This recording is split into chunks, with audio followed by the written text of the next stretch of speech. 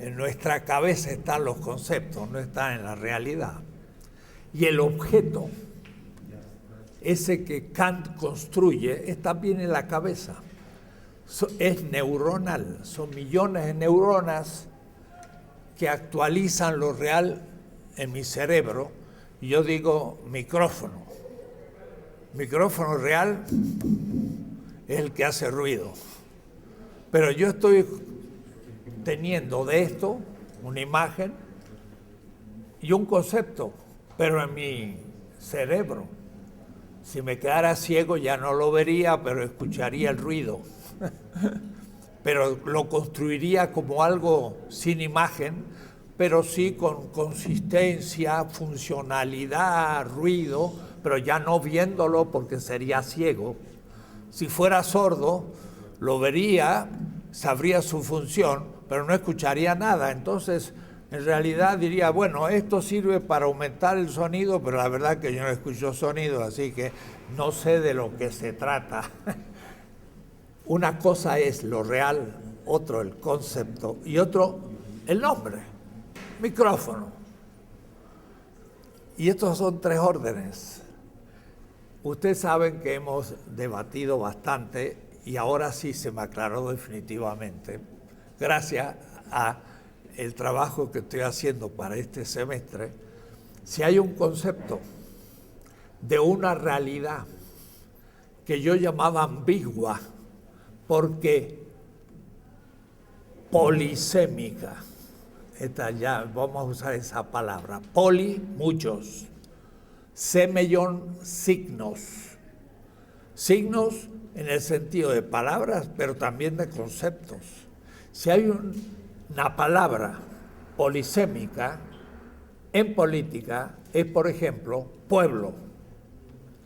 Cuando digo pueblo, digo algo tan polisémico que algunos dicen mejor ya abandonarlo porque es algo completamente impreciso. Quiere decir que el conocimiento debe ser preciso. Esto viene del latín precipere, es captar algo, como decía Descartes, debo tener una idea clara y distinta. Si es clara y distinta, es unisémica. Tiene un solo sentido y es claro y es bien distinto y entonces lo capto. Pero si es polisémica, ya se me complica la cosa porque tiene muchas posibilidades significativas. Y eso es lo que pasa con una categoría como pueblo. Pero me he dado cuenta que casi todos los conceptos ético-políticos son polisémicos. Si digo ley, van a ver ustedes, es polisémico. Si digo legitimidad, es polisémico. Si digo Estado, es polisémico. Porque no es lo mismo el Estado faraónico que el Estado medieval, que el Estado liberal o que el Estado socialista o un Estado futuro. Entonces algunos dicen, la forma Estado pues es dominadora, hay que negarla, pero se están refiriendo al Estado liberal moderno y como le dan un solo significado, hay que dejar el Estado. Y si el Estado fuera un concepto polisémico y tiene muchos significados, yo critico uno, pero puede haber otros. Y dominar esta polisemia es el tema del curso. Porque no solo debo saber que los conceptos son polisémicos, para usarlos y aclararlos y profundizarlos, sino, este va a ser un tema de fondo, que en la política, el político usa intencionalmente conceptos polisémicos para que la gente de distintas posiciones, clases sociales, razas y otras cosas, cada una decodifique lo que está diciendo en uno de sus significados. Y entonces el que habla tiene de pronto la aprobación de mucha gente que uno dice, ¿cómo puede un burgués estar de acuerdo con un obrero? si están en una lucha de clases y de pronto viene alguien y habla y los dos se sienten representados en lo que dice el político. Está usando un concepto polisémico que sabe que cada uno lo va a interpretar a su manera y gracias a eso logra un discurso hegemónico que permite hacer política. Es una cosa interesantísima, porque no solo es clarificar lógicamente la cuestión, sino saber usar las palabras y buscar las palabras que den consenso, aunque haya diferencias. En realidad, la palabra diferencia va a ser ahora estricta. Voy a decir, aunque haya distinciones, que no va a ser lo mismo que diferencia. Es un tema extraordinario, porque a su vez, por ejemplo, los posmodernos, y pongamos Bátimo, que ha venido más de una vez a México y casi es un amigo, nos hemos enfrentado, pero dentro de una amistad es un tipo muy simpático. Él habla de una ragione debile, una razón débil, opuesta a la razón fuerte moderna. Lo que pasa es que la razón moderna, clara y distinta, es unisémica. Y en cambio él lo que propone es una razón más abierta, más flexible, y no sabe cómo nombrarla, y le llama una razón más débil. Pero no es más débil, es una razón que sabe usar la polisemia. Y por eso que no es unívoca, y el que no está de acuerdo conmigo, yo estoy en contra. El fanatismo tiene conceptos unisémicos. Un musulmán comprende a la fe del Corán de una manera, y los que están en contra le corta la cabeza. Eso se hace dogmático, se hace una razón dominadora. Si fuera el Islam polisémico, que puede ser visto de distintas maneras, habría la tolerancia, diciendo, yo entiendo así el pensamiento musulmán, y usted lo entiende de otra manera, pero tiene algo de semejanza, y en eso podemos estar coincidiendo. Y entonces no hay necesidad de matarlo, sino de seguir discutiendo a ver si podemos llegar a mayor semejanza. Es mucho más tolerante, es dialógico y es mucho más político, pero en un sentido honesto de la palabra y no maquiavélico. Entonces es un tema de gran actualidad, a tal punto que yo tengo un trabajo en el primer tomo de la política de liberación al final, cuando hago toda la historia, llego al populismo y hago un análisis del discurso político. Bueno, toqué el tema de lo analéctico, sin darme cuenta que lo estaba tocando. Y lo resolví, pero no de una manera estrictamente metódica. Ahora sí puedo rehacer ese trabajo y se ve con toda claridad. Vamos a tener que trabajar un poco, no demasiado, en una lógica, pero justamente dándonos cuenta de que la lógica analítica del Círculo de Viena, de Carnap, de Wittgenstein y de todo eso que es casi lo que se enseña en la facultad, es también una lógica que se basa en la unidad, es unisémica, no es polisémica. No saben lo que es la polisemia, y entonces creen agotar la lógica cuando recién han hablado del primer capítulo. Y hay mucho más que hacer en lógica cuando uno entra en la polisemia. El tema de la polisemia fue abandonado en el pensamiento moderno desde el siglo XVII. Esto lo dice muy bien Paul Ricoeur en la metáfora viva, la métaphore vive. La metáfora es un modo también polisémico, pero no es el más fuerte. El más fuerte lo ha trabajado de una manera tosuda y paciente un profesor de la facultad, que ustedes lo conocen, algunos lo habrá tenido, el profesor Mauricio Beuchot. Y es el tema tradicional de la analogía. Por eso el libro de Secretin se llama la analogía. Pero yo hablo de la analéctica, que al mismo tiempo es dialéctica y es analógica, es más complejo. Y es un poco más complejo de lo que piensa Mauricio Beuchot, que voy a invitar a dar alguna clase en el semestre para que él les ponga también el tema. Y quizás esto después pueda, en algún momento del curso y quizás al final, hacer un debate. El profesor Carlos Pereda me ha propuesto un debate o un diálogo con Beuchot, él y yo, sobre el tema de la analogía. Ahora lo voy a enriquecer con lo que vamos a hacer en este semestre.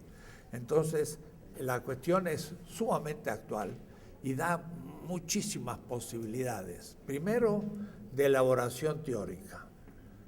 Segundo, de capacidad retórica política. Y sobre todo para analizar un método. Significa que va a ser una manera de pensar y de exponer lo que se estudia de una manera mucho más compleja, pero abierta. Al decir abierto, ¿qué será lo cerrado? Bueno, lo cerrado va a ser lo unívoco. Entonces, es muy tradicional, lo unívoco, lo analógico y lo equívoco. Ese es el tema.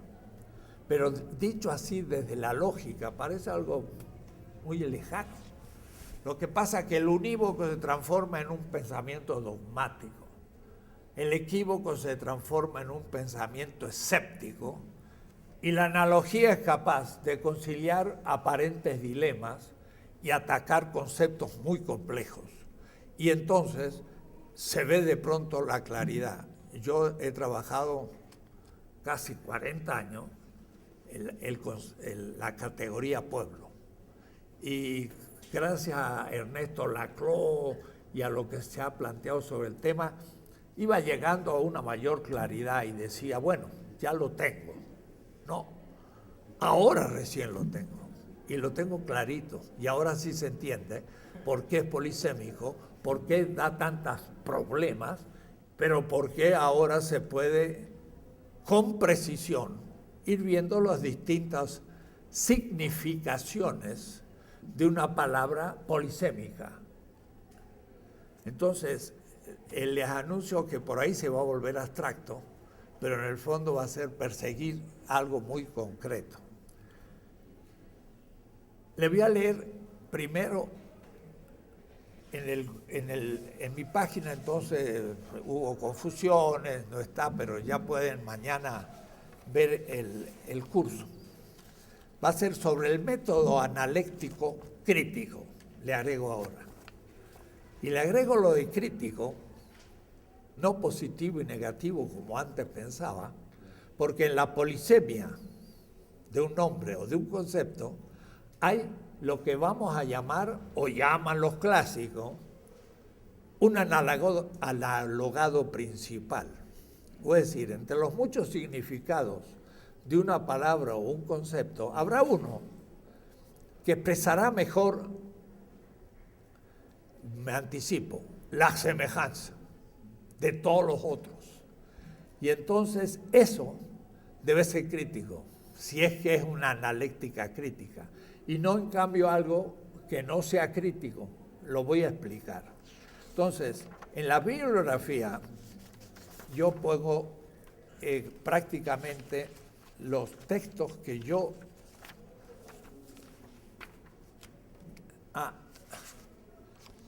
no tengo acá el programa. lo tienen ustedes en la carpeta que están poniendo sus nombres. ¿Por dónde va la carpeta? Por acá. ¿Ya todos firmaron? No, me lo permite un momento y después se afirman.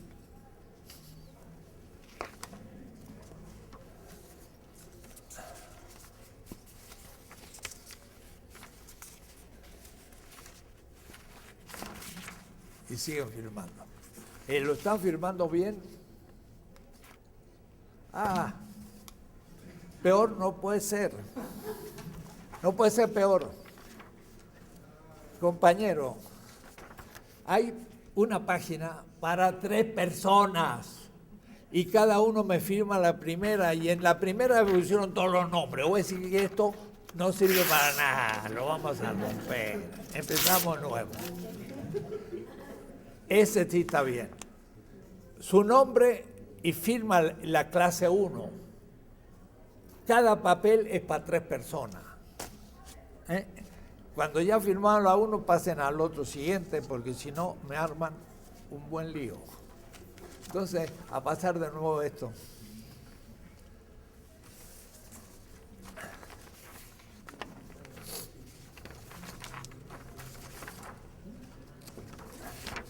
Mire, yo traté el tema del método analéctico para una ética de liberación latinoamericana. Ese texto está en francés. Justamente Secretin, un especialista de la analéctica, lo hizo traducir al francés y apareció en una revista en Suiza en francés. Ese es el capítulo 3. Que acaba de salir en el siglo XXI, segunda edición. La primera fue muy lejana, 1973, siglo XXI. Después pasó al Sueño de los Justos, el pobre librito, y no se editó más. Y ahora, el año 2014, se editó la segunda edición. Me gusta, porque significa que ahora vieron la actualidad del libro, aunque sea del 73 al 14, 40 años. Pero eso es lo bueno. En el parágrafo 36 es el método analéctico y la filosofía latinoamericana. Eso que escribí ahí, lo escribí en el año 1972. Lo he releído y digo, no tengo que cambiarle ni una coma. Es la actualidad de lo que pienso. Y además de la filosofía latinoamericana.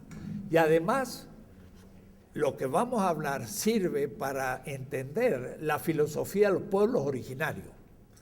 Porque ellos hablan un lenguaje mítico. Y el mito es, por excelencia, lo plurisémico. Entonces hay que saber partir del significado mítico para poder pasar a un significado más actualizado y más filosófico, pero que está también dado en el otro analogado. Ya van a ver el asunto. Así que alguno ya que me leyó las hipótesis me dice, esto me viene perfecto para el problema de la filosofía náhuatl o la filosofía maya.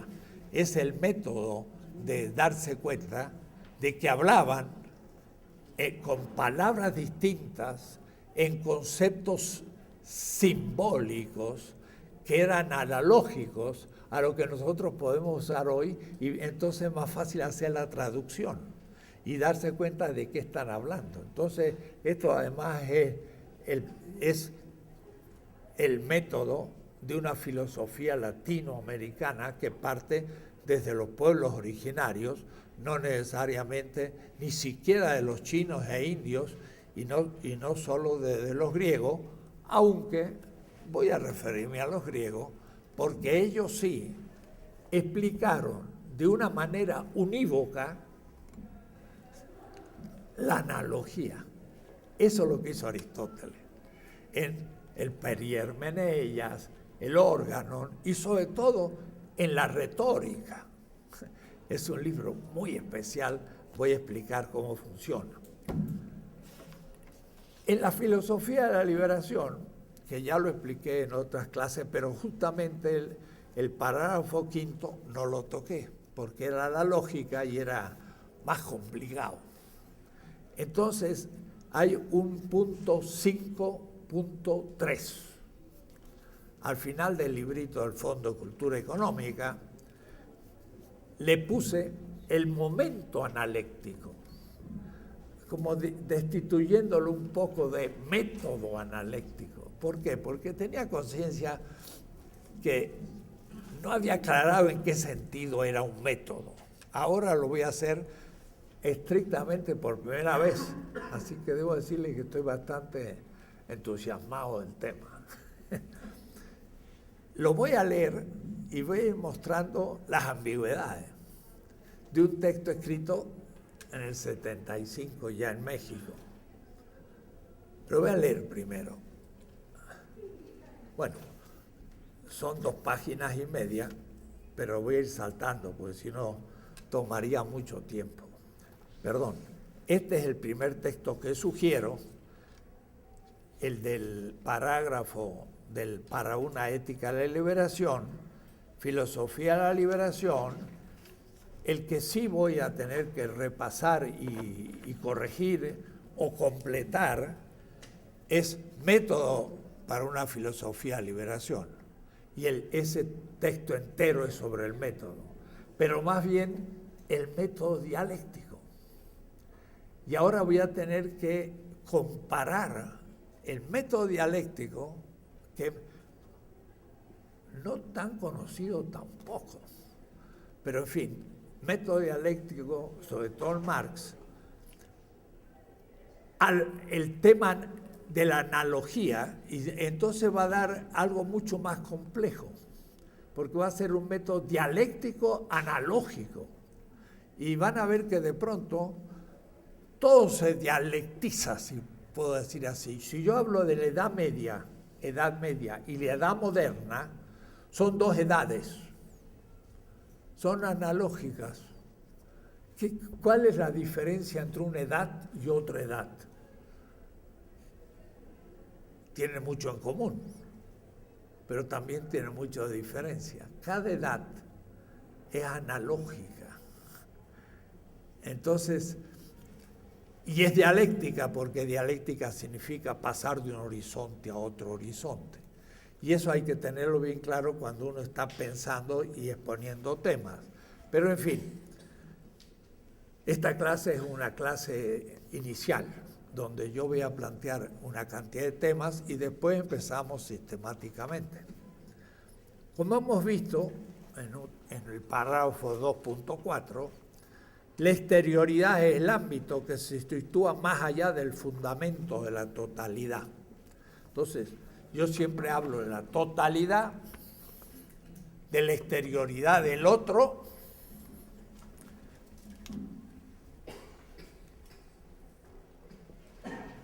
la alteridad, la exterioridad y la totalidad.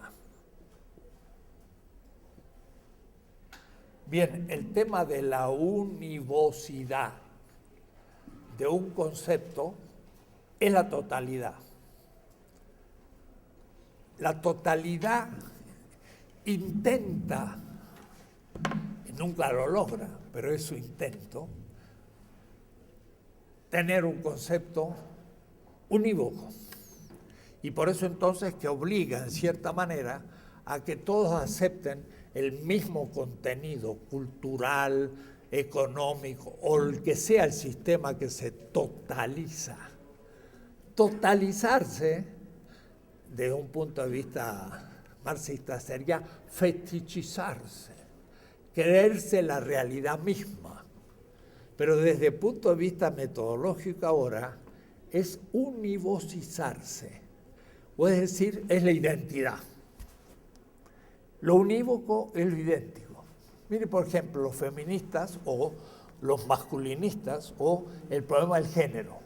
Dicen, la tradición esencializa el género. ¿Qué significa esencializa? Dice, la mujer es mujer. Y esto queda claramente definido por la sexualidad biológica, hormonas, órganos, etc. Está claro. Dice, usted está esencializando la femineidad, porque la femineidad no es solo orgánica, biológica, es también cultural. Se dice qué significa ser mujer, y la mujer hace esto y aquello. La mujer está en la casa, el señor trabaja. O la mujer, como entre los musulmanes, lleva un velo para no demostrar su belleza, para que no tiente al varón. Qué lío se ha armado ahora en Alemania, ¿no? Porque han llegado los sirios y bueno, no quieren que sus mujeres también se saquen el velo. Y otras no lo quieren sacar porque es su costumbre. Pero entonces la cultura define el género, no lo biológico. Y además está la psicología. A algunos le cae, diríamos así, gordo ser mujer o ser varón.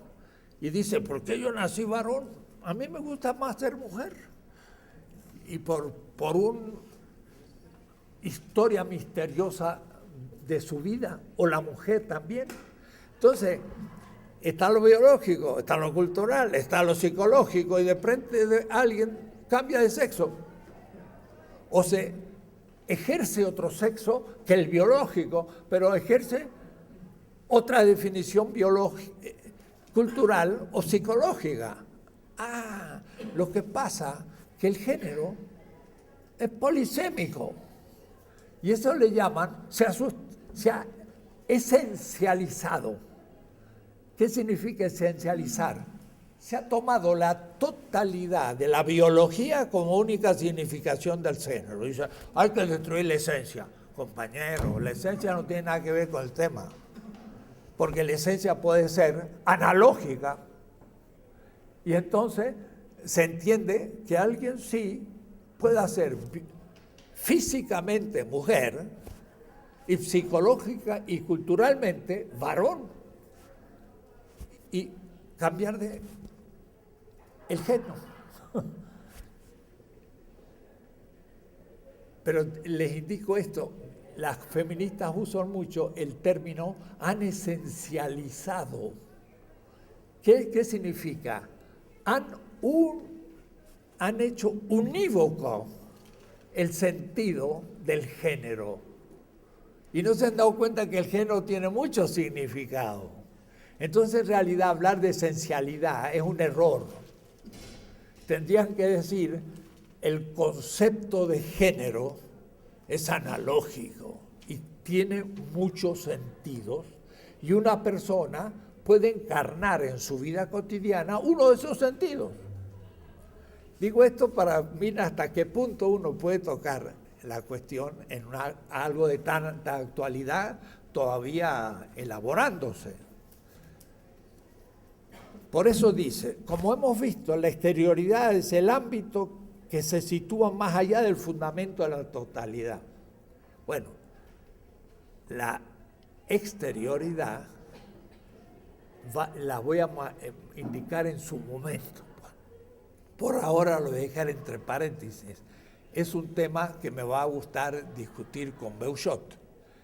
Él no toca el tema de la analogía del otro. El otro ser humano es también el género, el ser humano es un género o es también analógico. ¿Por qué? Porque los leones son de un género leonino, o los gatos gatunos, no sé cómo se dice, y son parte de un género unívoco. Pero los seres humanos, todos tenemos una historia y una biografía. Y entonces, en ese sentido, somos humanos.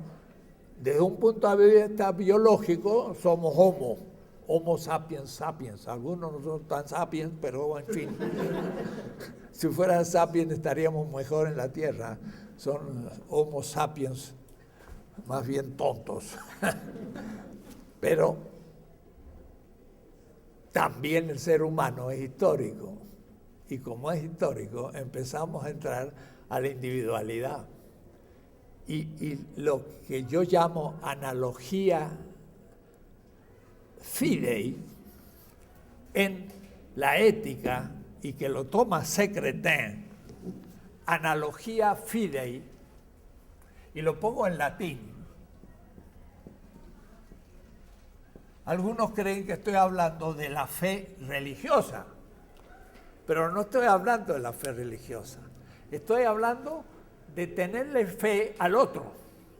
Mire, alguien me dice, vamos a ponernos motivo, te amo.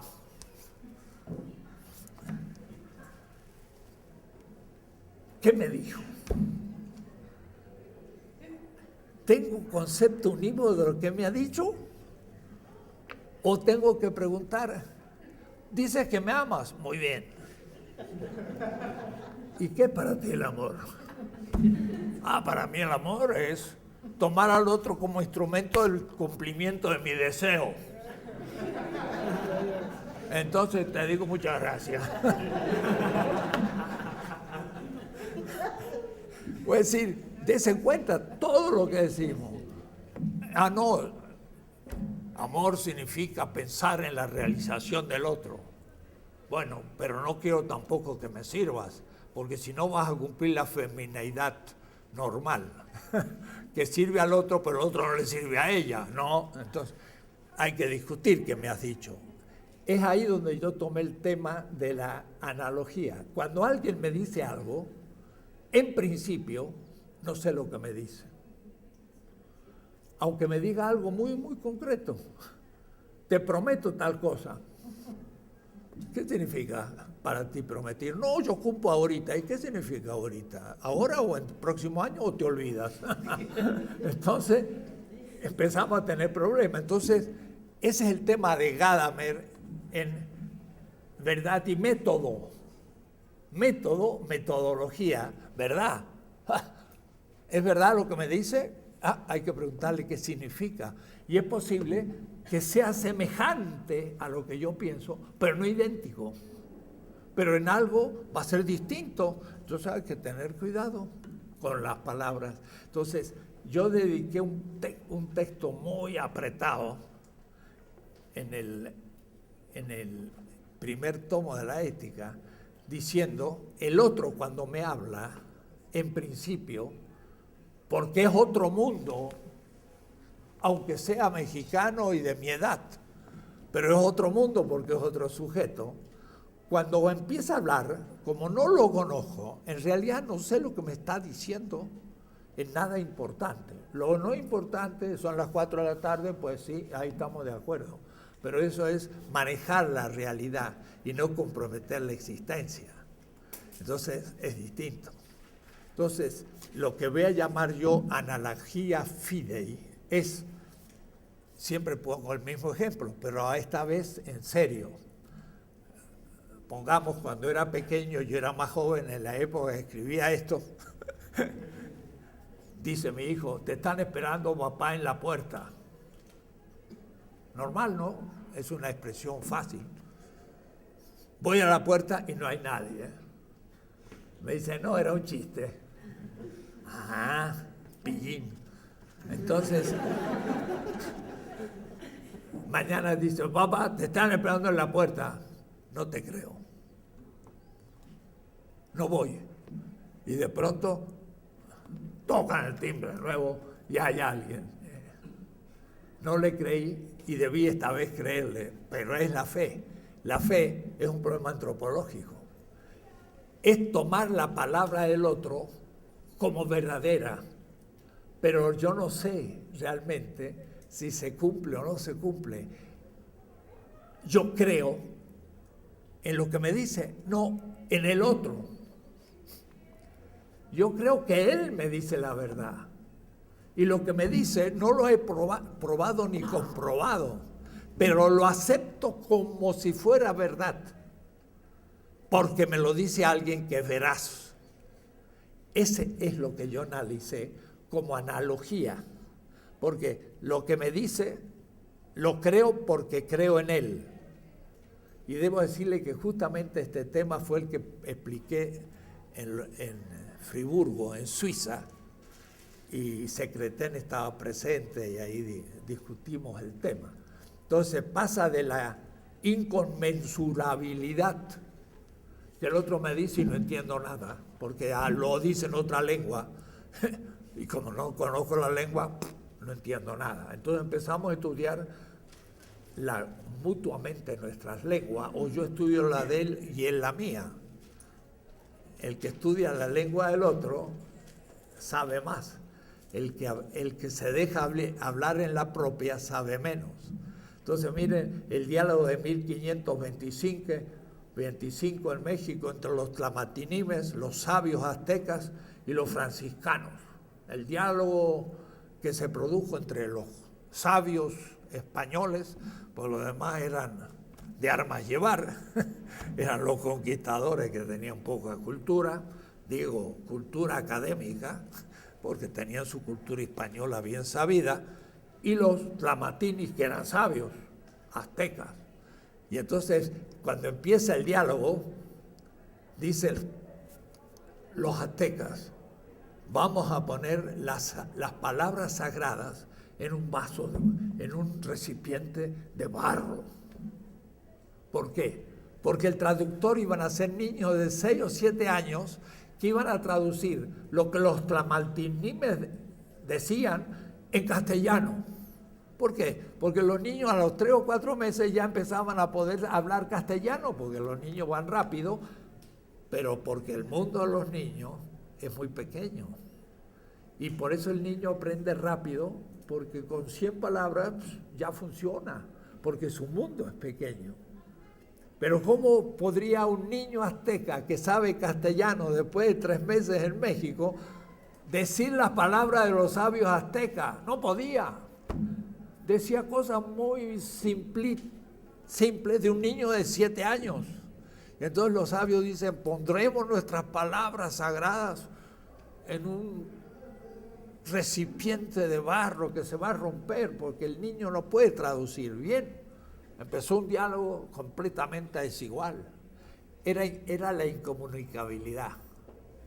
Pero algo tenían de semejantes y algo pudieron hablar, pero no se pusieron de acuerdo. Y después nunca más hubo un diálogo entre los sabios aztecas y los españoles y los mestizos.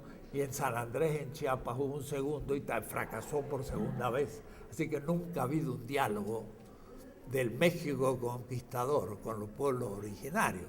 Y no es fácil, hay una incomunicabilidad. Pero en la medida en que los dos mundos se van cruzando, esta es la overlapping, se van cruzando, este crece y este crece, hay un ámbito acá en donde ahora este ya puede entender y este ya puede entender, y se entiende más a medida que se va conociendo el mundo del otro. Pero esa tarea no termina nunca, porque nunca el círculo del otro va a coincidir con el mío, tendría que ser yo mismo. Ni siquiera mi madre, mi esposa o mi hijo sabrá lo que yo soy. Primero, porque yo no sé tampoco lo que soy. No sé lo que soy. Dime, ¿cuál es tu proyecto final? Bueno, yo quiero ser filósofo. ¿Por qué? Porque me gusta. ¿Y por qué te gusta? Y llega un punto, como dice Sartre en El ser y la nada, que ¿cómo voy a decir el fundamento de todo lo que yo digo? No se puede decir. Ni yo sé quién soy. ¿Y cómo se lo voy a comunicar a otro? Imposible. Voy a decir, el diálogo puede progresar, pero no en la identidad, en la semejanza. Entonces, después de mucho tiempo, sí, ya lo que me dijiste, que me amabas, estoy de acuerdo y hemos sido fieles a ello. Pero hay otros aspectos que quizás nunca coincidimos y entonces no entendí del todo lo que dijiste, o tú creíste que yo estaba de acuerdo con lo que tú decías, pero yo entendí otras cosas que tú no habías dicho. Y esto entonces, eso común, no es identidad, es semejanza. Y esa palabra en latín se dice similitudo, y hoy lo miraba en el diccionario griego, porque dije, también lo voy a decir, y se dice homoiosis. Homo igual, ios, homoios, que es lo semejante. Pero lo vamos a trabajar lo semejante, porque lo semejante no es lo idéntico.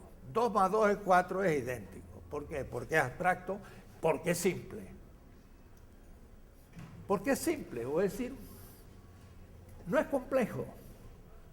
Pero si yo digo yo te amo, eso es inmensamente complejo, millones de veces más complejo de 2 más 2 es 4, menos operable. El 2 y 2 me permite manejar la realidad. Entonces se llaman ciencias duras. La matemática no es ciencia, es un método, pero la física, la biología, las técnicas, ingeniería, ciencias duras. Y los de ciencias aquí, filosóficas, ciencia humana, ciencias, si la otra es dura, blanda. Falso. Lo que pasa es que esas son ciencias simples para manejar la realidad. Pero el ser humano es mucho más complejo que todo eso que maneja las ciencias llamadas duras, porque el ser humano es infinitamente más complejo. Entonces, la nuestra son las ciencias complejas, son las ciencias que exigen otro tipo de metodología mucho más transido por la historia, por la experiencia y también por la metodología. Entonces, mire lo que pretende Mario Bunge, método científico. Un solo método para toda la ciencia y en el principio la razón matemática. Esa es la ciencia. ¡Qué barbaridad! Eso es el pensamiento abstracto analítico, nos lo imponía como si fuera una verdad dogmática, y el marxismo no es ciencia, y el psicoanálisis no es ciencia. Y Heráclito tampoco es filósofo, puros símbolos, y Parménides tampoco. ¿Y quién es? Pues el señor Bunge, el único científico. Pero mi hermano, que es físico matemático, voy a ser malo hoy, dice, Bunge será un buen físico para usted, los filósofos que no saben física, pero para mí no es físico. Y los filósofos decimos, Bunge será un gran científico, porque lo que es filosofía no es filósofo. Y entonces, ¿qué es? Es una abstracción. Además, la filosofía y la ciencia, ¿usted creen que la estudió algún científico? Nunca. Solamente los filósofos estudiamos filosofía y la ciencia. Para no hacer ciencia, sino decir lo que hacen los otros que tampoco sabemos cómo la hacen.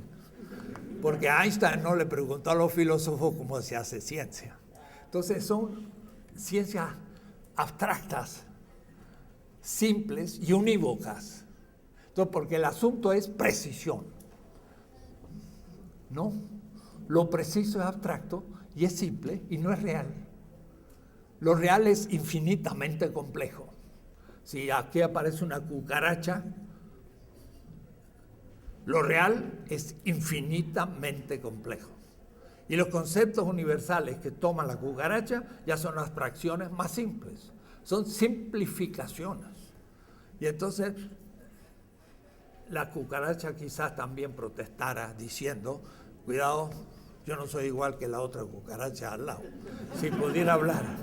Entonces, sin embargo, como no podemos advertir las diferencias históricas de una cucaracha, que no tiene historia, pero tiene una evolución, entonces podemos aplicarle el concepto de unívoco. Es un individuo de una especie. Y no es racional.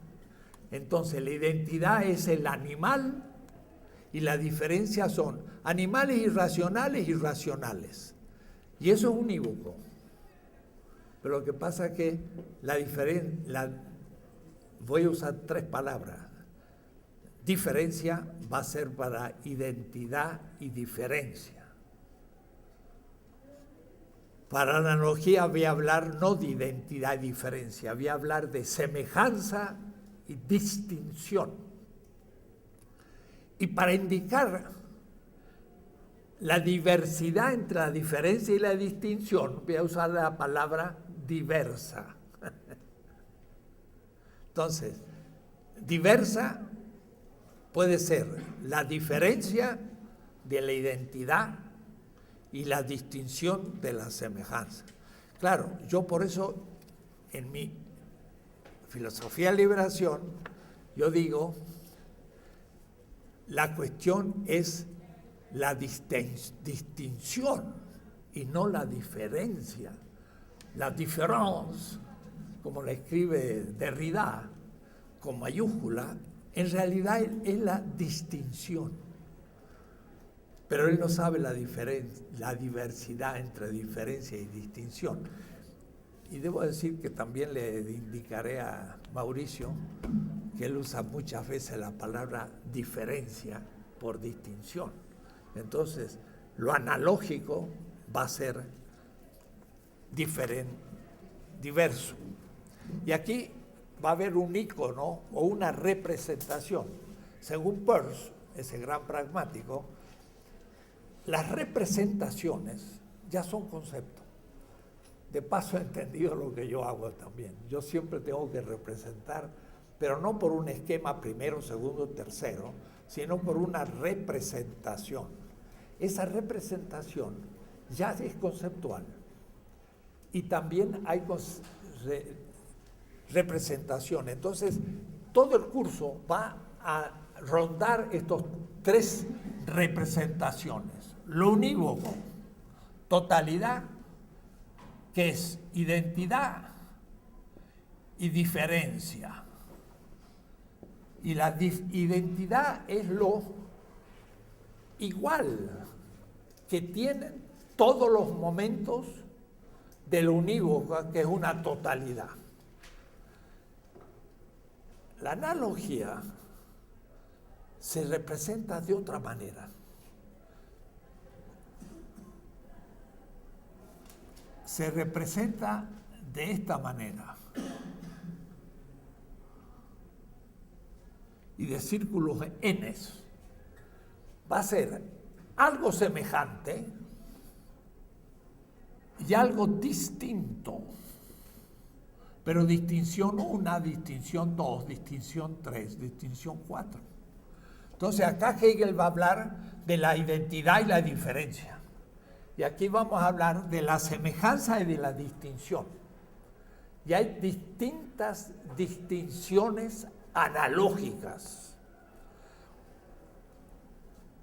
La semejanza es lo que tienen en común, pero lo que tienen en común no es como en la identidad, que es absolutamente igual.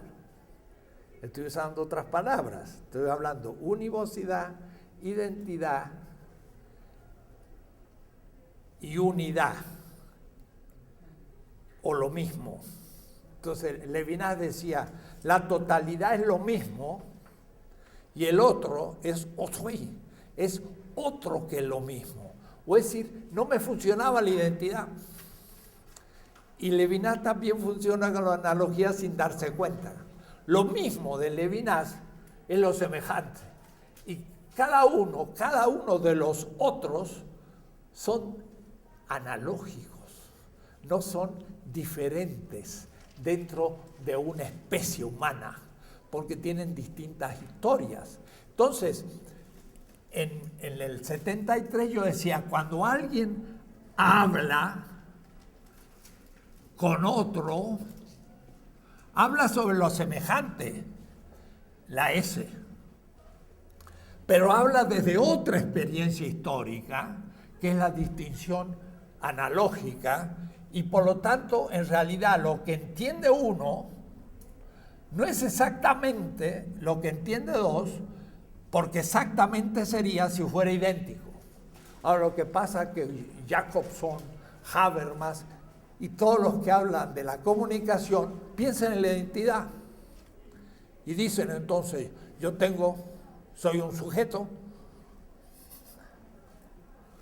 tengo un mensaje, lo codifico al mensaje, pero esto tiene referencia a un significado y entonces lo expreso, pero es decodificado por otro sujeto que conoce el mensaje, en el mensaje el significado. Y el significado para uno es lo mismo que para dos, o es decir, es unívoco. Y eso es Jacobson y toda la teoría de comunicación. Y aún Habermas, porque el consenso tiene que tener, para llegar a que sea válido, participación simétrica de los afectados por argumentos racionales, llegamos al consenso. Y si estamos usando palabras polisémicas y yo digo A y tú dices B, no nos entendemos. Tenemos que llegar a la semejanza desde la distinción. No piensan que no es tan fácil la comunicación porque se parte de la incomunicación y se va aumentando la comunicación por la semejanza y nunca por la identidad. Entonces hay que tener mucho cuidado cuando uno habla. Y eso es lo que Aristóteles plantea. Vamos a verlo despacito. Esto es como el prólogo donde expongo todo. En la retórica dice, no es asunto de saber el tema, ni de argumentar. Es asunto de que el otro acepte lo que yo digo. Por lo tanto, hay que saber quién es el otro, qué lengua habla, cuáles son sus problemas y cómo lo voy a presentar para que el otro entienda. Pero entonces me tengo que dar cuenta que ya necesito poner en cuestión la ingenuidad de pensar que lo que yo pienso puede pensarlo él igual. Tengo que partir del punto de original de que lo que yo diga va a caer como una gota de agua en un recipiente distinto y va a ser ondas, pero muy distintas a lo que esa gota haría en mí mismo, haría otras ondas. ¿Por qué? Porque él tiene otra vida, capta lo que yo digo en un momento de su vida y va a tener significado que no tienen para mí. En este momento todos ustedes están recibiendo lo que yo digo, cada uno de otra manera. Y lo están aplicando a su propia vida. Es analógico. No puedo pretender que digan lo que yo he dicho. Más bien lo que podría preguntarles es, ¿qué es lo que a ustedes le ha dicho esto que yo he dicho? ¿Cómo resuena en su historia y qué le alienta a descubrir? A mí me interesa ahora, gracias a esto, entender mejor la ética y la política. Ustedes pueden entender mejor la geografía o lo que sea, la vida cotidiana, o es decir, la analogía. Y el equívoco es decir cosas completamente distintas. Pero el pensamiento postmoderno, como niega la razón totalitaria, unívoca, esencialista, cae muchas veces en el escepticismo, porque diciendo, bueno, cada uno tiene su verdad. Y la solución en la analogía es un tipo de racionalidad donde podemos ir haciendo crecer la semejanza y entonces esto es lo que Boaventura de Sousa dice, hay que ahora traducir de una distinción a otra y dialogar. Y ese es el tema intercultural, y eso es todos los temas. Son temas de traducción y discusión para llegar a que lo semejante crezca.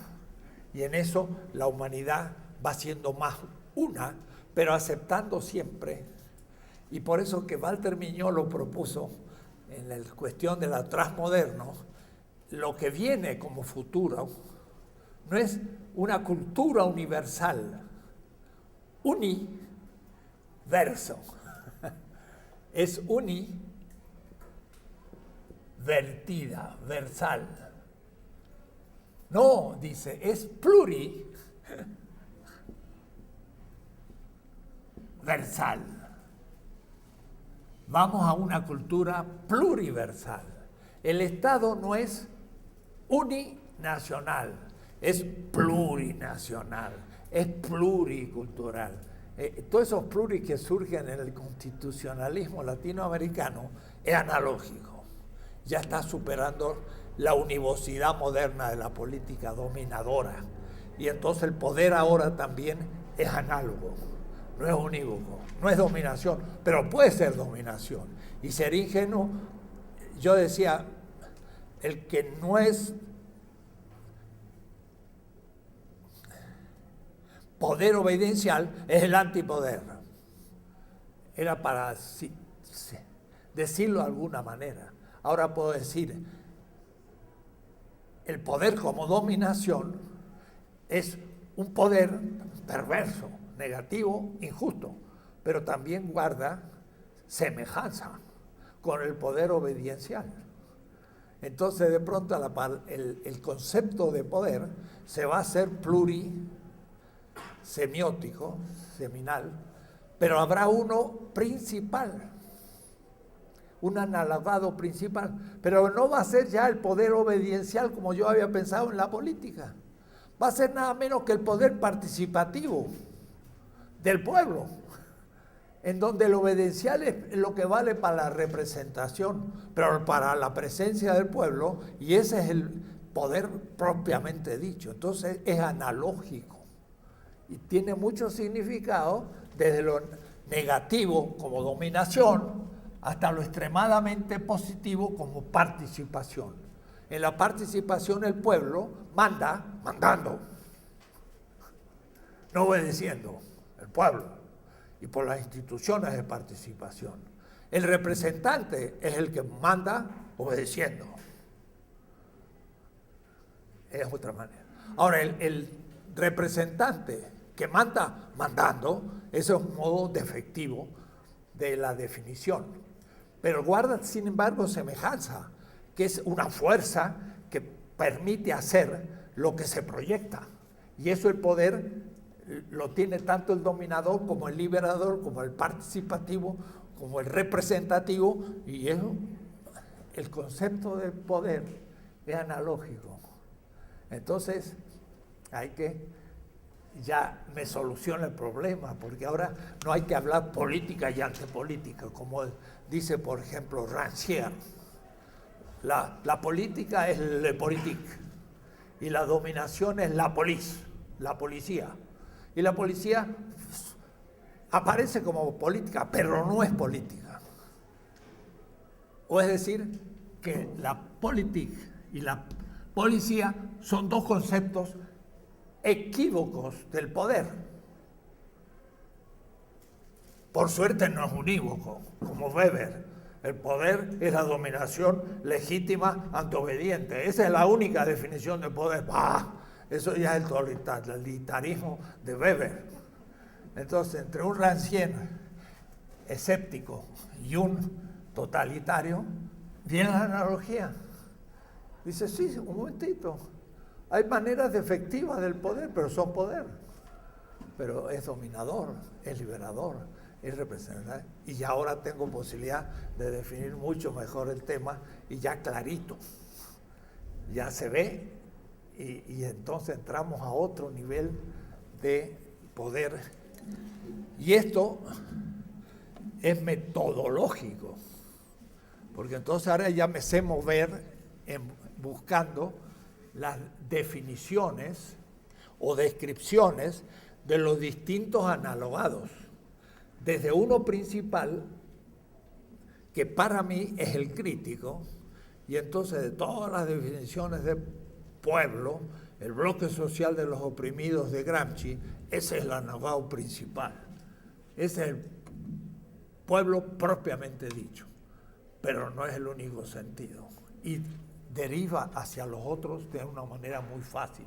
Entonces, se aclara una cantidad de cuestiones que no eran nada fáciles. Esto ni lo sospechaba.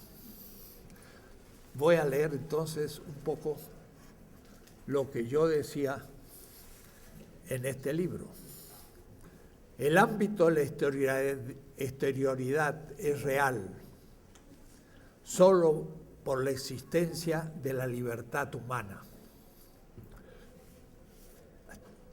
El otro es otro de toda totalidad o sistema, porque no es solo siempre miembro de un sistema cumpliendo una función, sino que además es otro, porque es libre. Ese tema lo vamos a discutir con Santiago Castro Gómez cuando presente su libro Revolución es un sujeto próximamente, que ha salido en la editorial ACAL. Él me dice, Dussel no justifica ontológicamente la libertad. Le voy a demostrar cómo la justifico. Y entonces es interesante el diálogo que se puede producir, porque el asunto es que el otro no está condicionado por mi mundo y es libre ante mi mundo, y por eso que su palabra viene de otro mundo, y como viene de otro mundo, todas sus palabras significan conceptos materialmente construidos en su cerebro acerca de la misma realidad, pero con otra historia. Y muy simple, mi generación es lejana a la generación de un joven. Por lo tanto, yo tengo que de alguna manera aprender. Tengo que tener cada mañana el oído del discípulo. ¿De quiénes? De mis discípulos. Porque al menos ellos, ustedes, tienen el mundo que tienen implantado desde un momento que no fue el mío. Lo que yo viví en mi experiencia de niñez y juventud, política, cultural y todo, ya no es lo que viven ustedes. Implantar una vida en otro momento histórico es darle otro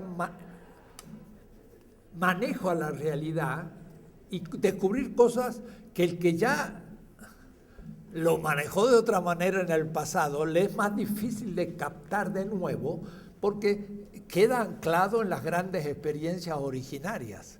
Quiere decir que yo tengo que aprender de mis discípulos cómo ellos están viendo el mundo ahora. Y ese mundo es analógico, porque es el otro, no es el mismo de un individuo de la especie Homo.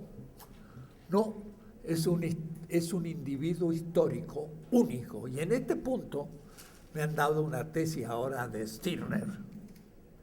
Stirner es el gran padre del individualismo utópico.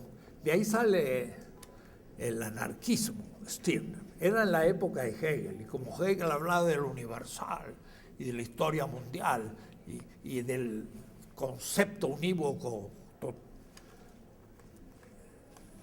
hasta divinizado, Stirner dice, a mí lo que me interesa no es el universal, me interesa mi vida. Y entonces se afirma en la individualidad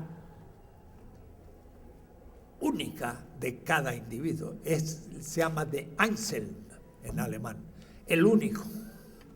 Cada uno es único. Es único, pero es un ser humano.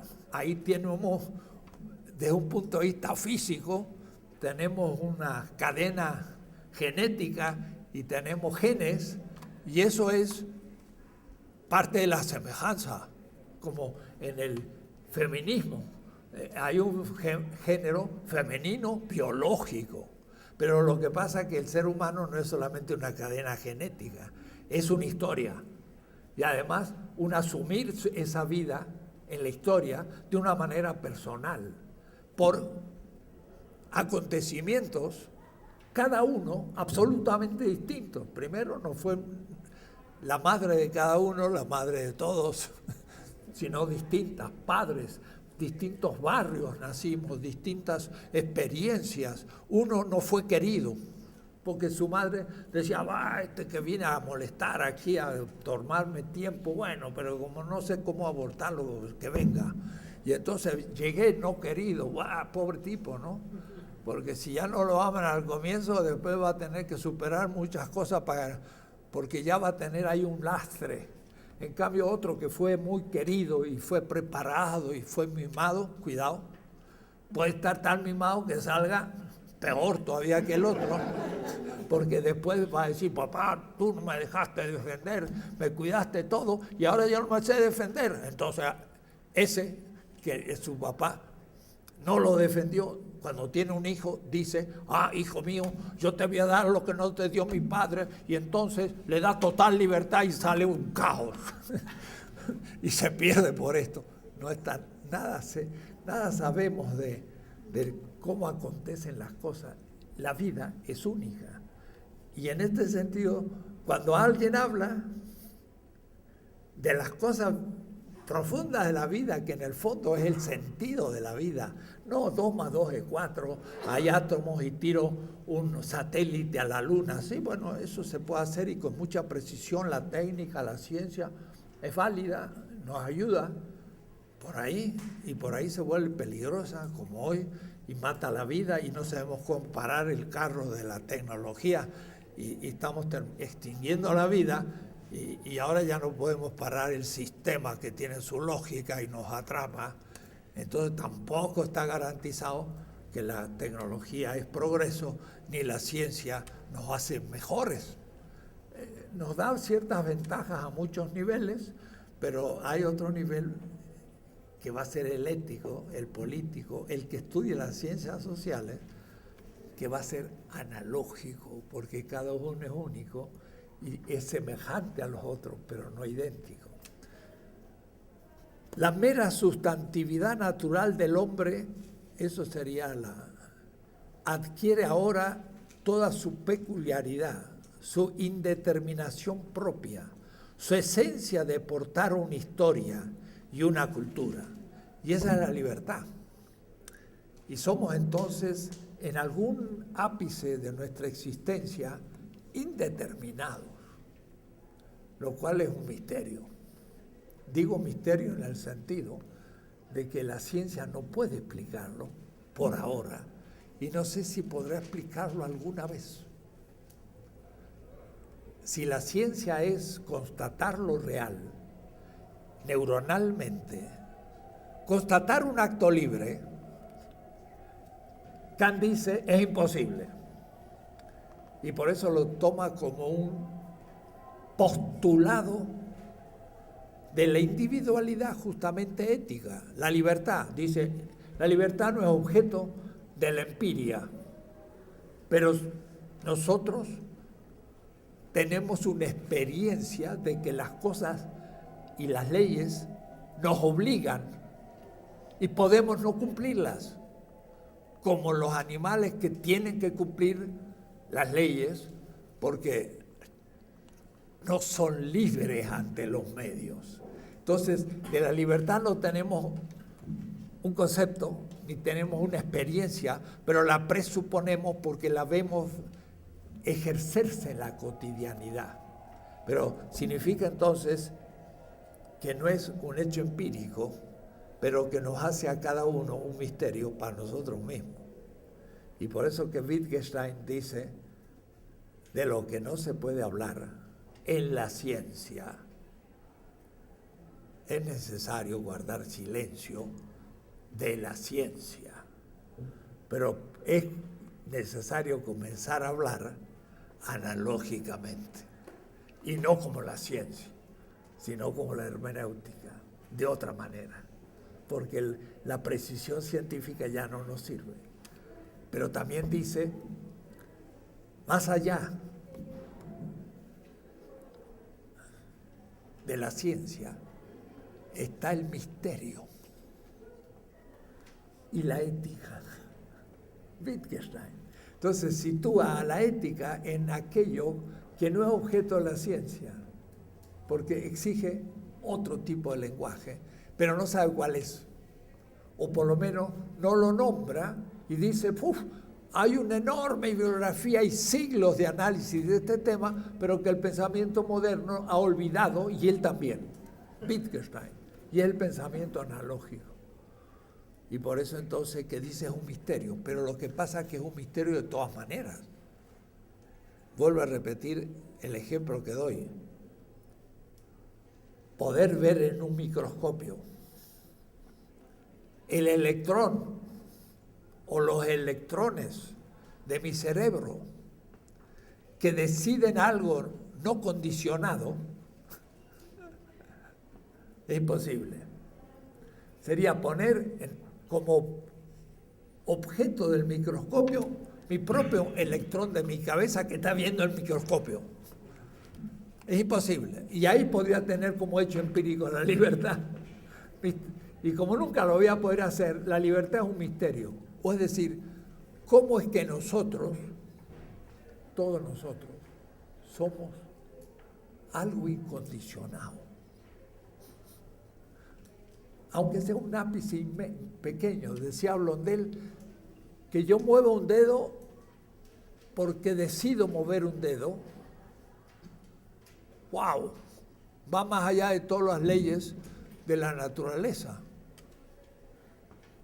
porque no está regido por ninguna. Ahora, eso es lo que diría Stirner, la singularidad incomunicable de cada individuo, que cuando se comunica a otro, habla por semejanza. No puede hablar por unidad. Y entonces, mire el político, cuando de pronto tiene que habérselas con 120 millones de cerebros, ¿cómo actúa? Con otra lógica. No es una lógica científica, es una lógica que se ha acostumbrado a ver cómo los seres humanos reaccionan. Y en bloque, por millones. Y saben de pronto descubrir una cierta lógica que es además histórica y circunstancial, que eso mismo en otro país no funciona y en otro momento tampoco funciona, sino que lo ha ido logrando. Como Napoleón, un hombre pequeño, medio mal hecho, logra sin embargo un dominio de sus soldados y los lanza tareas infinitas. ¿Cómo descubre eso? Bueno, eso es un manejo no científico, es un manejo de otro tipo, de analogía. Por analogía va descubriendo las cosas. Digo entonces, adquiere toda su peculiaridad, su indeterminación propia, su esencia de portar una historia, una cultura. Es una cosa cada uno de nosotros que se autodetermina libre y responsablemente, no de manera absoluta, de manera relativa y también muy condicionada. Sartre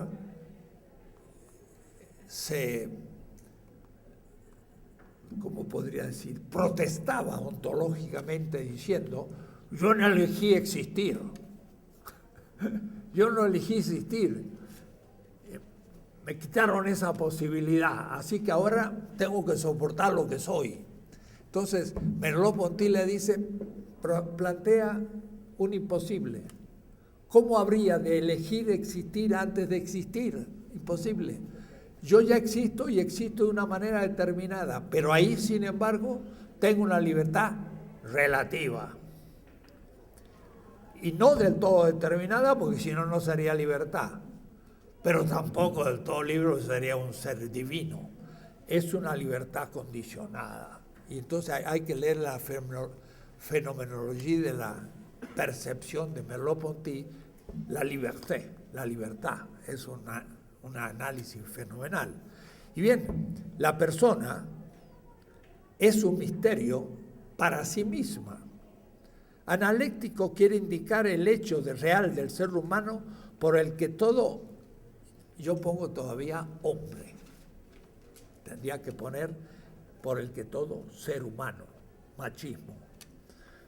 Todo grupo o pueblo se sitúa siempre más allá del horizonte de la totalidad. La totalidad es mi mundo y además comprendido unívocamente. Es una pretensión, porque nadie puede tener un mundo unívoco. Entonces, es más bien una pretensión fetichista.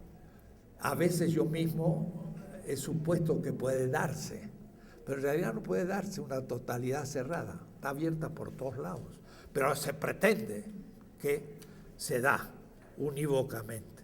Dicha exterioridad del otro debe afirmársela primeramente, ya que la dialéctica negativa no es suficiente. Entonces yo ahí hablaba del pensamiento aquel de la izquierda que decía negación de la negación es la fuerza del proceso dialéctico. Yo soy esclavo, esclavo es negación del ser humano, si niego la negación, paso a la libertad. Pero entonces, por Merleau-Ponty, pero también sobre todo por Sartre y por Levinas, yo dije, cuidado, yo puedo negar la negación si tengo de alguna manera una imagen de la afirmación. O es decir, el esclavo no se liberaría si no imagina de alguna manera no serlo, o es decir, ser libre. Y es desde la libertad que descubre la negación. Si es un esclavo, nacido esclavo, y nadie le dice que podría ser libre, eso me tocó, como decía Heráclito. Unos, los dioses, los crean libres, los producen libres, y otros esclavos. Y si los dioses quisieron que yo fuera esclavo, soy esclavo y no me voy a poder salir de ello. Entonces, nunca voy a negar la negación de ser esclavo. La voy a negar si quiero ser libre. Entonces, había un momento afirmativo antes de la negación. Y eso yo le llamo, en esta época, la dialéctica positiva. O es decir, para poder pasar de una totalidad a otra, que va a ser el proceso dialéctico, tengo que de alguna manera imaginar la positividad que permite la negación de la negación, y eso le llamé lo analéctico. Ahora voy a tener que probar que esa afirmación es analógica. No lo hacía en esta época. El momento analítico nos abre al ámbito metafísico. Meta, rayita, físico. Metafísico es más allá de la totalidad, más allá de la ontología. Yo diría más allá de la identidad. ¿Y cómo? Pasar de lo semejante a lo analógicamente distinto. Eso sí se puede. De lo semejante a lo analógicamente distinto. Ahora, la identidad en el fondo es una pretensión del sistema. Tengo que pasar más allá. Y eso va a ser proceso de liberación, eso es el proceso revolución, es cuando se capta la exterioridad, o es decir, hay otra posibilidad de realización humana. Pero eso no es otra identidad, sino otro momento analógico, una nueva etapa del mundo, porque las edades del mundo también son analógicas. Todo se analogiza, pero uno empieza a entender las cosas de otra manera. El momento analéctico nos abre al ámbito metafísico, refiriéndose semánticamente al otro, semánticamente. Es decir, el otro me comunica la significación de lo real.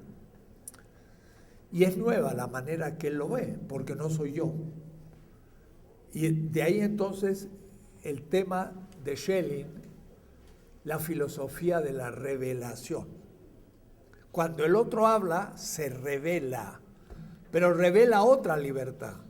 Schelling tampoco lo trata esto como analogía, pero es el tema de la analogía.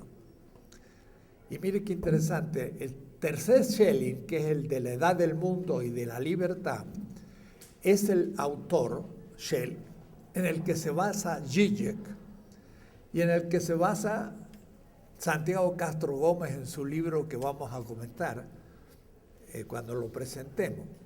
Y yo, en vez de partir del tercer Schelling, parto del cuarto Schelling, el de la filosofía de la revelación. Pero miren el tema de la revelación.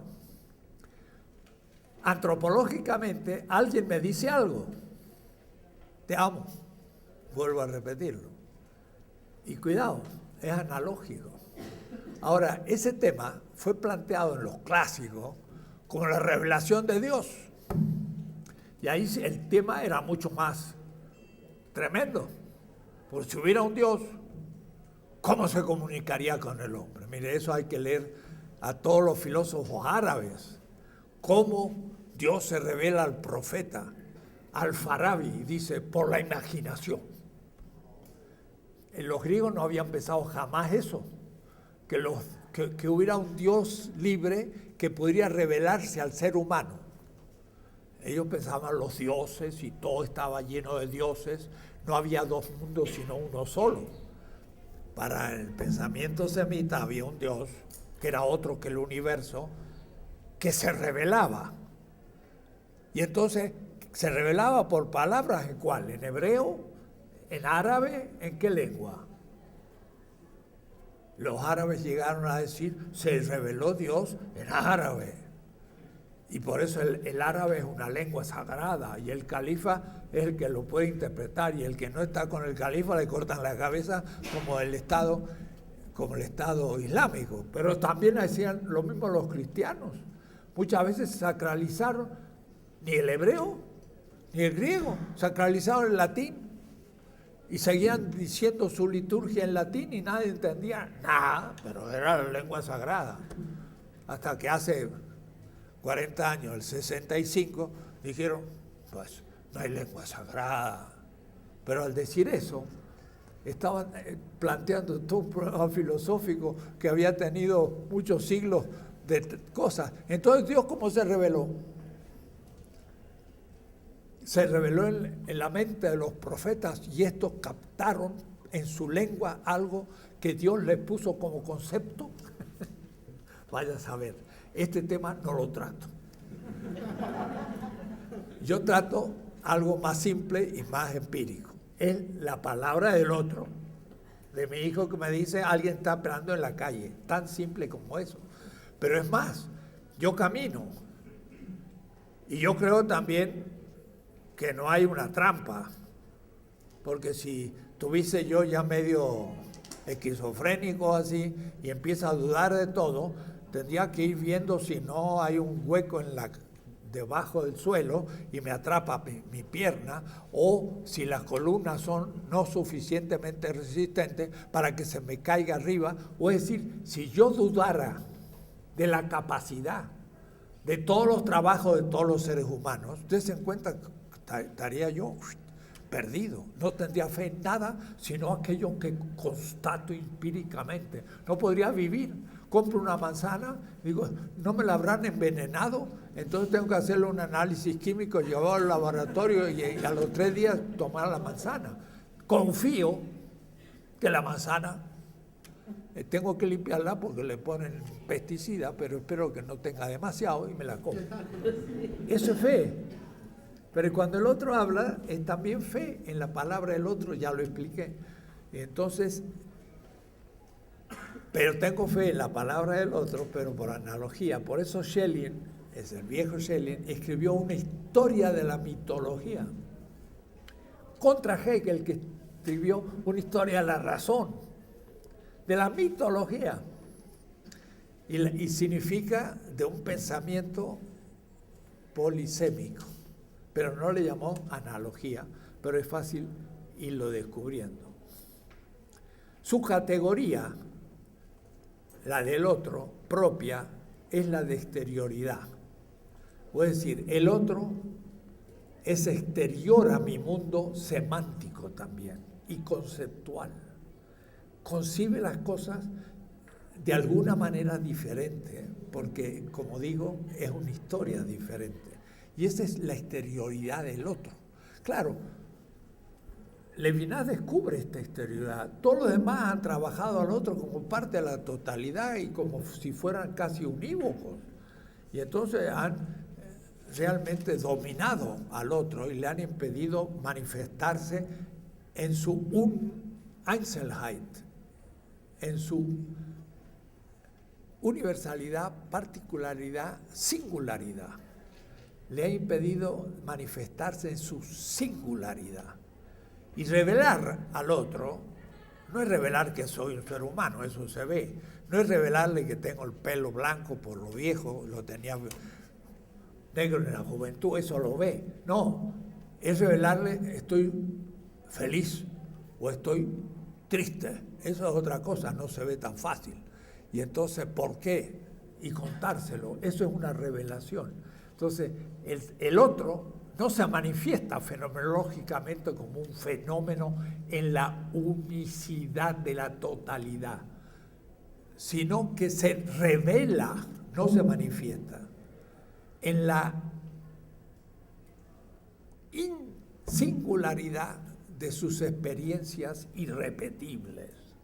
Y entonces yo tengo que escuchar mucho lo que está diciendo. Claro, por lo general no puedo escuchar a cada uno como único. Y entonces me subo arriba del camión y hay un chofer, pago mi dinero, me da un boleto o no me da nada y me siento. Él es un chofer y yo soy pues, un pasajero. Eso es unívoco. Pero de pronto él es Carlos, mi compañero de la escuela primaria, que no lo veía hace 20 años. Oh, tú eres Carlos, sí, ¿qué tal? ¿Cómo te fue en tu vida? Ahí entramos al ámbito de la revelación. Y entonces eso ya es comunicación analógica, porque me va a contar cosas que de un mundo que no es el mío, y por lo tanto voy a comprender algunas cosas que me diga en aquello que es semejante a lo que yo he vivido, del esquema. Pero da muchas distinciones analógicas que yo no capto en una pequeña entrevista. Si nos reunimos y volvemos a ser amigos y nos reunimos toda la semana, cada vez vamos a hacer que la semejanza crezca en comunidad, en amistad, y entonces nos entenderemos mejor. Pero nunca dejará la analogía. En primer lugar, la totalidad es puesta en cuestión por la interpelación provocativa del otro. Yo vivo mi mundo y viene alguien y me pone en cuestión mi mundo. Es una revelación. Y entonces eso también es una palabra que pone en cuestión la unicidad, la univocidad de la totalidad. Saber escuchar su palabra es tener conciencia ética primera, o es decir, tomarlo como único, como distinto a mí y como responsable también de su realización. Porque no es asunto de escuchar hablar y después chao, me voy. No, es asunto de que esto es en serio. Saber escuchar la palabra es tener conciencia ética, no conciencia moral. Yo llamo conciencia moral a cumplir las exigencias unívocas, le voy a llamar ahora, del sistema. Tener conciencia moral es ser en la burguesía un buen burgués. Pero tener conciencia ética es escuchar al otro como único y que eso me interpele a un cambio si es que necesita que yo me ponga a su servicio. Por eso cuando lo hace el destituido, el pobre, el oprimido, es el que aparece como máximamente otro y es el que pone en cuestión mi unicidad, unisémica de mi mundo, porque entran otros problemas que nunca había pensado. No poder interpretar adecuadamente dicha palabra porque irrumpe de más allá del fundamento de mi mundo, es aceptarla simplemente por respeto a su persona. Creo en la persona y por eso acepto su palabra todavía incomprensible. Porque lo que me está revelando es la distinción analógica 2 al 1. Pero en la medida en que vayamos accediendo a la semejanza, podremos ir entendiendo lo que me dice. Saber jugar hasta la vida a fin de cumplir los requerimientos de dicha protesta y lanzarse a la praxis por el oprimido es parte del proceso del que se origina en el momento analéctico. Y sigo hablando, pero estoy hablando del otro nada más y de la revelación. No he llegado al punto de hablar realmente del método analéctico desde una lógica. el texto de la ética, parágrafo 36, es mucho más complicado, porque es mucho más filosófico. Y entonces aquí, si yo entro a la crítica, a la dialéctica hegeliana, que me sonaba como unívoca. Ahora hay un libro enorme de Puntel, un latinoamericano que es profesor en Múnich, que habla de la analogía en Hegel. Entonces, hay que poner un poco en bemoles las cosas. La crítica a la dialéctica hegeliana fue efectuada por los post-hegelianos, Feuerbach, Marx, Kierkegaard. La crítica a la ontología heideggeriana ha sido efectuada por Levinas. Los primeros son todavía modernos. Incluía yo a Marx entre ellos. Marx era moderno, pero empezó una crítica a la modernidad. En esta época yo todavía era crítico de Marx. Lo consideraba un moderno. Después, avanzar, nadie tiene todo el saber simultáneo. Entonces, alguno dice, tú eres antimarxista, mire este texto, sí, pero ¿en qué época de mi vida? No he recibido por revelación lo que pienso de un espíritu divino, sino por estudio y sufrimiento. La crítica a la ontología, los primeros son todavía modernos, los segundos todavía europeos. Levinas. Miren, ya hace 40 años decía así.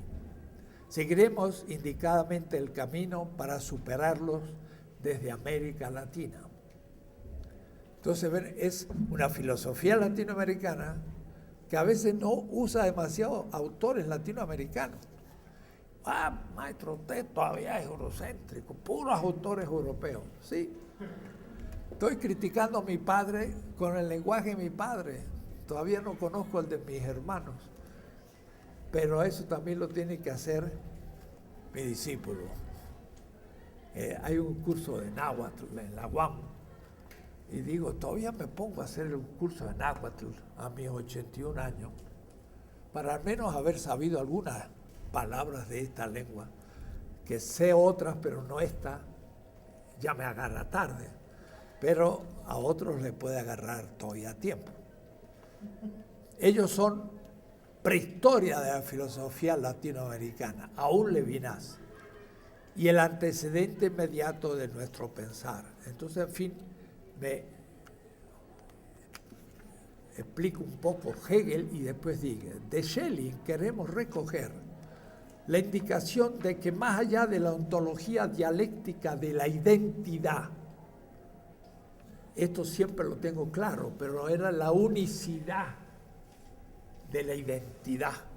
En la primera etapa de Schelling es la filosofía de la identidad, así se llama. Eso no es analógico, es idéntico, por lo tanto es unívoco, por lo tanto tiene pretensión de verdad exclusiva, excluyendo a todos los otros. En cambio, la analogía puede tener pretensión de verdad y darse cuenta que el otro también tiene semejanza y entonces no hay necesidad de excluirlo, sino aprender enseñando y construyendo algo nuevo.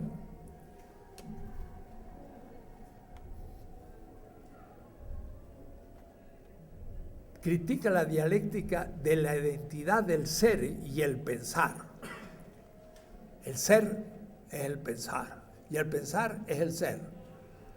Esto donde se da así expresado en Dios antes de la creación. Es el único que tiene el ser de las cosas como pensar. Es el tema tradicional de que Dios antes de la creación del mundo tiene la idea de lo que va a crear y esa idea es el pensar y la realidad es lo creado. Entonces el ser y el pensar es idéntico, solamente se puede dar en una inteligencia infinita. Y se encuentra en la positividad de lo impensable, porque para el ser humano le rebasa. El Schelling definitivo se vuelve contra Hegel, indicando como para Kant que, comillas, la representación no da por sí misma la existencia de su objeto.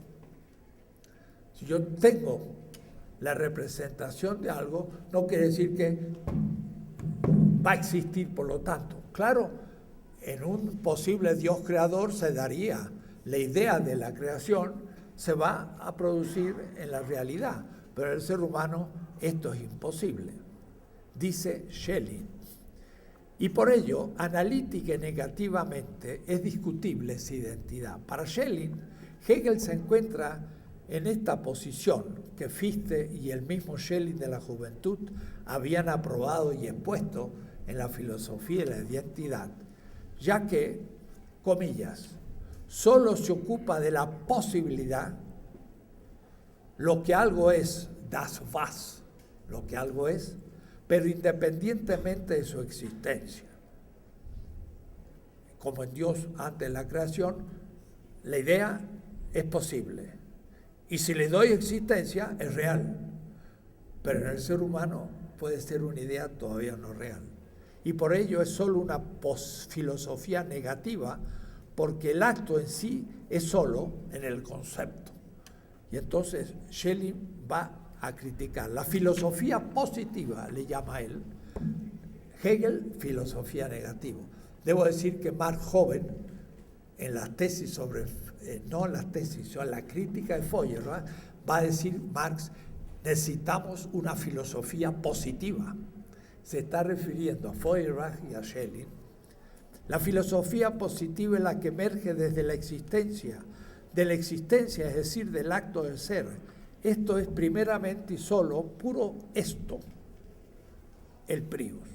Bueno, y después entonces voy mostrando cómo piensa Feuerbach, y es muy escolar el asunto, muchos textos, y voy avanzando en la crítica hasta que llego a Levinas y a Marcel. Y entonces digo, sin embargo, Levinas habla siempre del otro. Y el otro que se revela, pero el otro también es absolutamente otro. Y si el otro es absolutamente otro, fue la objeción que la gente me hizo cuando yo exponía. Pero entonces, cuando el otro se revela o me revela algo, es incomprensible, porque es absolutamente otro. Y entonces yo dije, lo que pasa es que Levinas cae un tanto en la equivocidad. El otro es equívoco con respecto a mí, sea Dios y también sea otro ser humano. Se queda un poco en la incomunicabilidad del otro. Pero si hay comunicación y yo puedo captar algo, eso no es idéntico, es semejante. Y ahí planteó el tema de la analogía. La analogía en la revelación del otro. Y me meto por ese camino y aquí pues elaboro muchas páginas discutiendo el tema con Pritzvara y con Puntel y con una cantidad de autores del texto que Secreter le gustó y tradujo al francés. Son como, miren todas las páginas que estoy pasando, son como 14 páginas muy apretadas. ¿Qué significa que el otro diga algo que me es comprensible en parte? Y entonces esta analéctica no tiene en cuenta solo un rostro sensible del otro, un pobre que me pide limosna, la carne, el otro antropológico, sino que exige igualmente poner fácticamente al servicio del otro un trabajo creador. La analéctica antropológica es entonces una economía y una erótica y una política y otros campos. El otro nunca es uno solo, sino fuyentemente también siempre un vosotros. Cada rostro en la cara, el cara a cara es igualmente la epifanía, no la manifestación la manifestación de las cosas, pero el otro se revela en su epifanía de una familia, de una clase, de un pueblo, de una época, de la humanidad misma por entero y aún del otro absoluto, digo yo, tema que nunca he tratado. O es decir, yo me sitúo a nivel antropológico en la exterioridad y el tema de la analogía en la revelación. El rostro de Dios, el rostro del otro es un análogos. Logos, representación, concepto, aná, más allá. Cuando veo a alguien, el otro es más allá de la posible representación mía. ¿Quién es? Yo veo que es blanco, es mestizo, que pesa 60 kilos, que tiene tal edad. No es nada. ¿Cómo te llamas? Juan Pérez. Tampoco es nada. Solo cuando le digo, ¿dónde naciste? ¿Qué te pasó? ¿Cuál es tu vida? Ahí empieza a aparecer el otro. Y esto está más allá del concepto primero que puedo captar sin la revelación. Y la revelación, a su vez, me es imposible de ser descifrada de manera unívoca a partir de mi experiencia. Es análoga. Todo lo que diga va a ser parecido a lo que yo he vivido, no idéntico, ni tampoco equívoco. El otro es análogos. Él es ya la palabra primera y suprema, es el gesto significante esencial, es el contenido de toda significación posible en acto. El puro rostro del otro. Es lo que Levinas va a llamar el decir antes de la palabra. Porque ya me está diciendo en su puro rostro muchas cosas. Que es un pobre, que sufre, que me está suplicando algo. Y ya está allí mucho dicho. La significación antropológica, económica, política, latinoamericana del rostro es nuestra tarea y nuestra originalidad.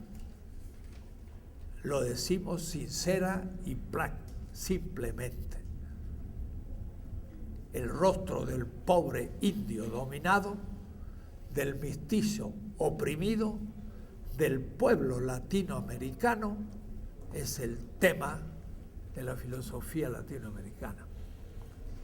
Y eso que pensaba 40 años, lo pienso 100 veces más hoy, con mucho más experiencia ya mundial y muchas cosas. Lo decimos simple y sinceramente. Para mucha gente era folclórico. Este pensar analéctico, porque parte de la revelación del otro y piensa su palabra, es la filosofía latinoamericana única y nueva, la primera realmente postmoderna y superadora de la europeidad. Ni Schelling, ni Feuerbach, ni Kierkegaard, ni Levinas han podido trascender Europa. Nosotros hemos simplemente nacido fuera. No es una gloria, es un hecho. Lo hemos sufrido y lo seguimos sufriendo. De pronto la miseria se transforma en riqueza. Esta es la auténtica filosofía de la miseria que Proudhon hubiera querido escribir. Entre comillas, un texto de Proudhon. C'est toute une critique de Dieu et du genre humain. Es toda una crítica de Dios y del género humano, dice al comienzo del libro Proudhon.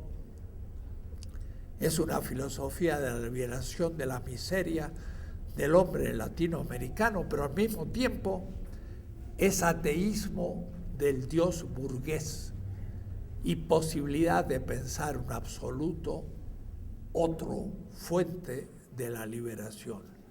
Y sigue. Y ya se hicieron las 4.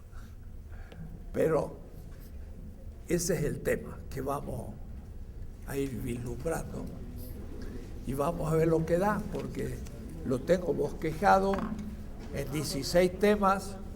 Es muy grande el asunto, pero iremos cavando hasta que se nos doble la pala y terminaremos. Muy bien.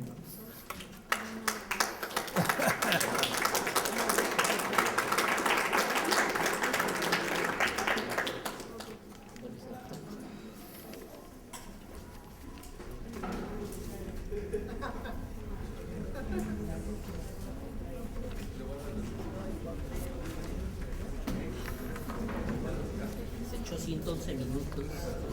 Miren, una cosa.